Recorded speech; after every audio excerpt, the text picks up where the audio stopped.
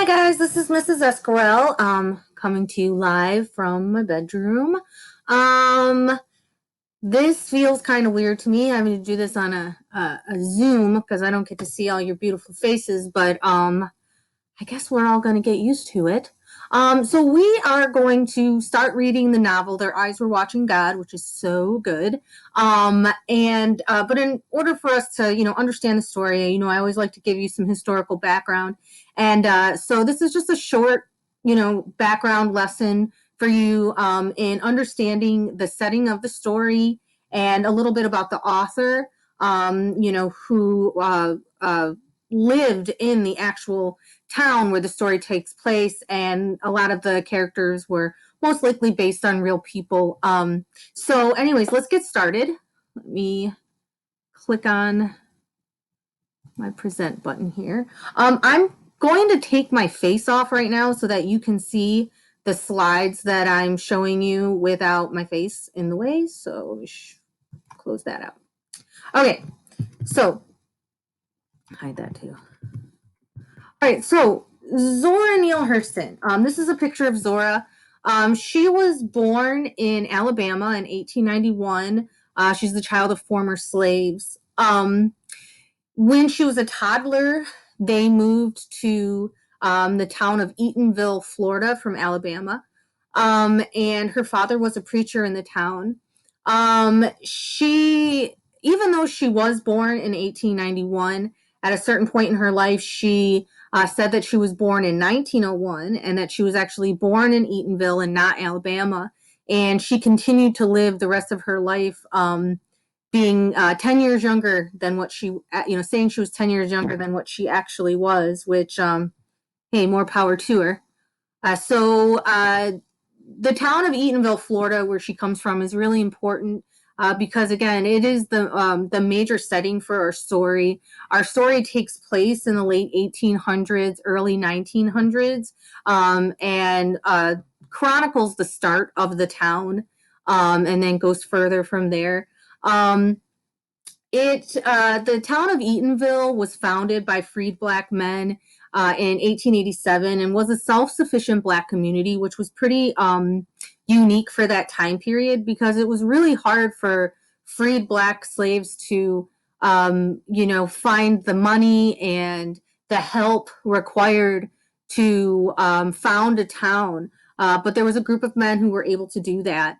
And what they created was a really tight-knit Black community. It was a small town, and it still exists today. Today, it's still a small, tight-knit community, and now it's also considered an official historic city, which lends it some protection against the state or the counties wanting to, run highways through it or things like that. So they can't really touch the historic nature of the town.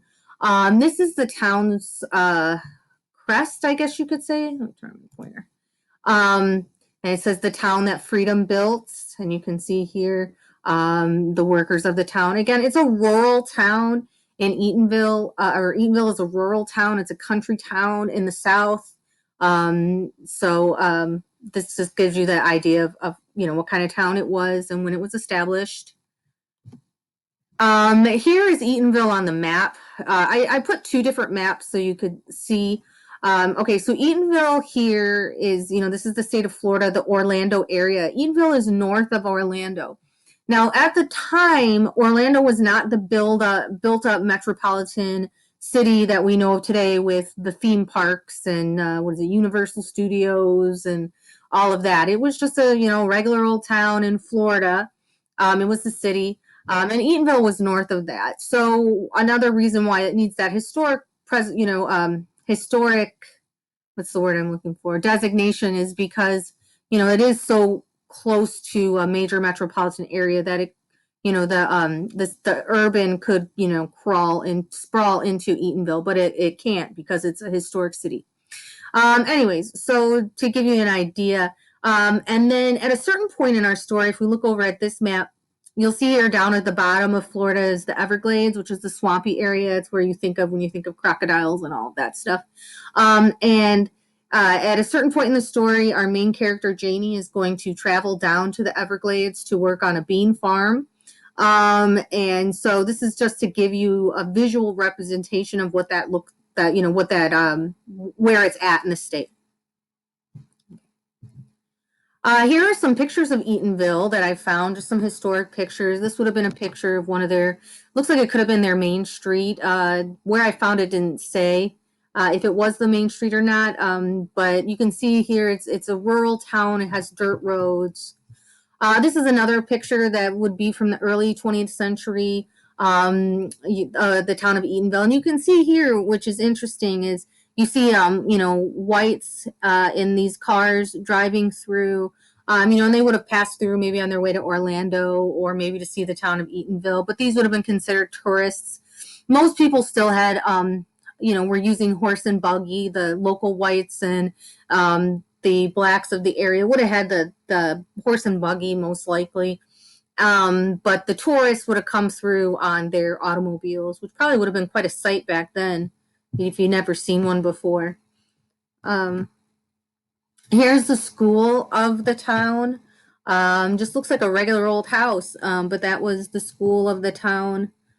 Oh, this is a good picture. So this is a picture of just some men of the town hanging out. It looks like it could be a Sunday because they're all dressed up. But one of the important aspects of our book is that a lot of every night in the town of Eatonville, the people of the town, mainly the men, gather outside of the general store and they just talk and talk and talk, and that's what they do every night. So this might be some sort of a visual representation for you of what that might look like, of the men just kind of all gathered around to chat and whatever. Here are some more pictures. These are a couple of different people, historic pictures of them like sitting on their front porches, which also would have been very appropriate because most of the people hung out on their front porches, and that's where they congregated and talked and gossiped and whatever. Another picture of a woman on her porch, and then this guy. This picture really intrigues me, which will make more sense when we get into the novel, because he's very much what I would picture one of our characters that we're going to meet in the novel. His name is Tea Cake. It really that's what I would picture him to look like. But anyway, so we'll probably come back to that picture. So that's just a young man from the town. Here are some kids playing in the town. Again, this is the South, rural South, so it's not unusual to see kids without shoes. All right, here is a video for you to watch, and I'll have a link for it in the assignment, and also it'll be I'll have this whole PowerPoint presentation up for you as a PowerPoint, so if you want to click on the slide, you can. I tried to record this earlier, and I thought that if I clicked on it, and you could watch the video at the same, like just as you were watching the screen cast or whatever, but the audio gets all messed up, so I couldn't do it that way. So you'll just have to click on the video and watch it to get some more. It's a 3-minute video on the importance of Eatonville. Again, this is Zora Neale Hurston. This is a picture of the town. And then I've also given you a short reading. I can click on it to show you about the town of Eatonville. It's very, very short, but again, just gives you some background on the town itself. And then some questions, and these questions will be in a document for you to answer. I'll try to just put everything in one document for you. And then this, just some questions to think about when we think about Eatonville. So what qualities do you think made or make Eatonville special? Would you like to live in a community like Eatonville? Explain why or why not. And how is your community similar or different to Eatonville? And just explain. So just, we're going to start really just kind of connecting to the place, the setting of the story, and go on from there. So this is our first assignment in our unit. And again, it's very short, just to kind of get us moving. And then Wednesday, I'll give you some more, we'll talk about these questions and we will also look at a little bit more background for the story. And there's a very short story I want you to read by Zora that talks about growing up in the town, and then from there we'll get started on our actual novel, which I think you're really gonna like. So, anyways, I hope you guys are all doing okay and staying safe and healthy. And I know this has been really hard on everyone, and we all miss you guys so much.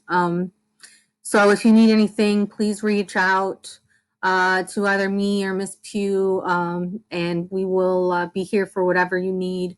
We're going to be holding office hours this week. I know Miss Pugh's, I think, are Wednesday mornings, and mine are going to be Wednesday and Thursday night.